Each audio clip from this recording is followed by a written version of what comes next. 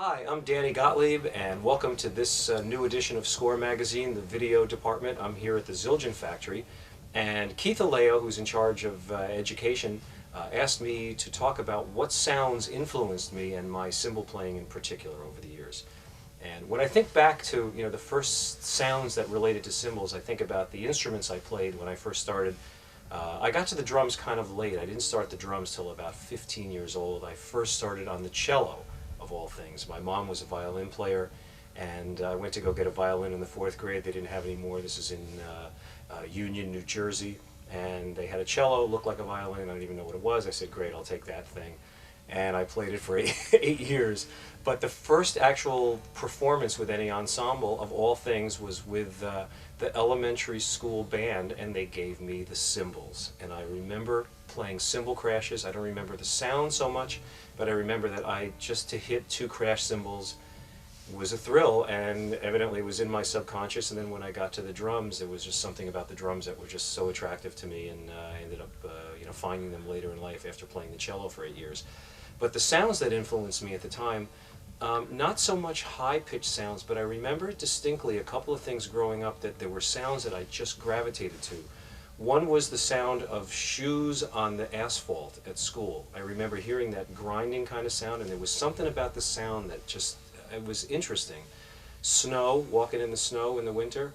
And then, of all things, there used to be a railroad station near our house, and I would get my father to drag me out there in the middle of the night to wait for a freight train to come by, just because I wanted to hear the sounds of this ch-ch-ch-ch-ch-ch-ch. And to this day, I think I play that rhythm on the cymbal because of the train sounds that I heard.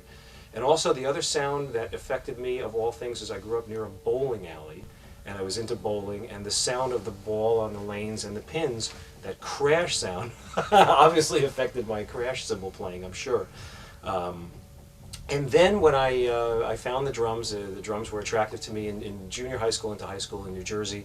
There was a friend of mine who played the drums. I just kept on checking out what he was doing, and he showed me how to do it. His name is Dave Urig, and he ended up introducing me later in life to my wife Beth, because they both were working at Disney World at the time.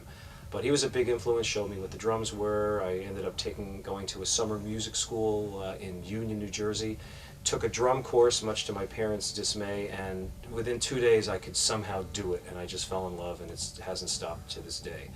But in high school we had a teacher named Mr. Geist, who's still Mr. Geist now, 40 years later, who I'm actually going to see tomorrow. And he used to play jazz music at detention in junior high school into high school, and we all used to go to detention, not because we were bad, just we wanted to hear Thelonious Monk and Miles Davis and listen to all these recordings. And one of the bands that was popular in the 60s was the Thad Jones Mel Lewis Jazz Orchestra, and I used to sneak in underage to the Village Vanguard and check out Mel. And Mel's cymbal sound changed my life. My teacher, Joe Morello, another amazingly famous drummer, I was teaching in Union, New Jersey. I heard Mel's playing, I fell in love with his cymbal sound. I asked Mel if I could take a lesson, and he said, I'm too busy.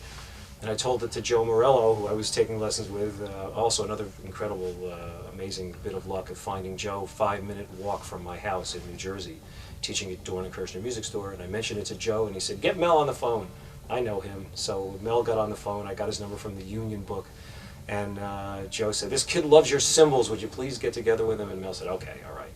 And I had just gotten my driver's license, and I drove to Mel's house, and that started a relationship that changed my life because of his cymbal sounds. So, flash forward, I guess, 30 years later, the cymbal that was Mel's favorite was this old Zildjian from the 50s that had 2 chunks of metal cut out. And after he passed away, I was able to get this cymbal from Mrs. Lewis, and I have it right here. And this is the cymbal that changed my life.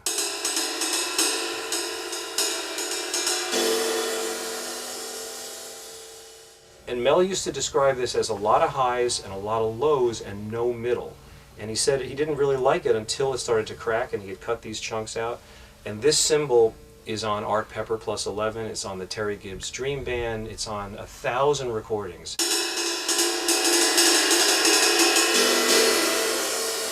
And there's a crack that started right here, and I know Mel stopped playing it when the crack occurred, because he told me about it. And I never saw him actually play this in life, but he told me the cymbal existed. And we were able to get it, and we have it here at Zildjian today.